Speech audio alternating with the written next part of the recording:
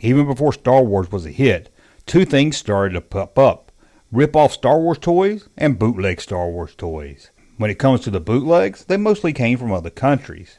There were the bootlegs from Turkey, the bootlegs from Hungary. There was even bootlegs from Russia and Eastern Europe.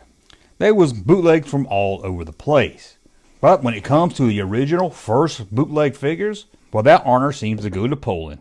Although information about what is known as the first 5 Star Wars bootleg figures is very slim. We do know they were packaged much like the Mexican bootlegs, with a figure in a plastic bag with a cardboard top, although one in the package hasn't been found.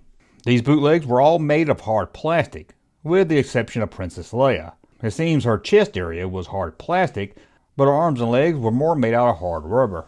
According from research, Chewbacca was released loose only and not in the package. And it seems Chewbacca was made with a much harder hollow plastic. These original Poland figures are some of the rarest. Now when it comes to bootleg figures, they're all pretty rare. But when it comes to the first Poland bootleg figures, they're the rarest of the rare. As I've said, only a little information is out there. Let's take a look at each one. There was Obi-Wan that came with a blue saber. As you can see here, to me it looks like he's not wearing any shoes. And when you talk about a thigh gap, that's an epic thigh gap. But you could have got an Obi-Wan also with a silver lightsaber. And here he has a green cape. There was a Han Solo that looked like he was falling apart, but the blaster looks about the same as the Kenner one. And there was a bootleg action figure of Princess Leia, which looks pretty much like the Kenner one. In fact, it looks like my Princess Leia after I played with her for about a year or two. Probably my favorite from this line is the bootleg Tusken Raider, as you can see here. Looks like he's wearing a Darth Vader cape.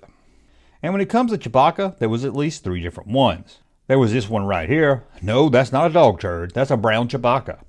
But if brown wasn't your style, there was also this black Chewbacca. That's kind of scary.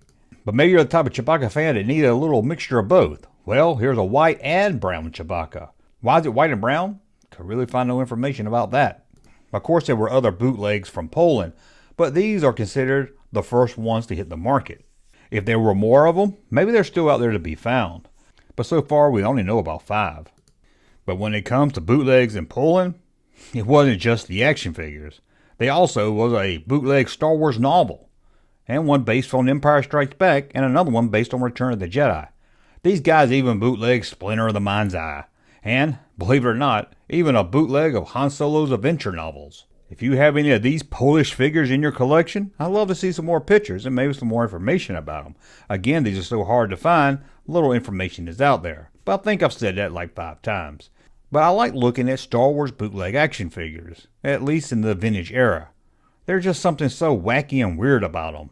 And it's amazing that they survived all this time because you know they were made cheaply and wasn't made to be collected. But that's a look at the original Star Wars bootleg action figures. I want to thank you for watching. As always, thumbs up if you like my content. Subscribe to the channel. We'll talk again soon. Hey, Junkman channel popping though. Thank you, sir, for that unsolicited testimony.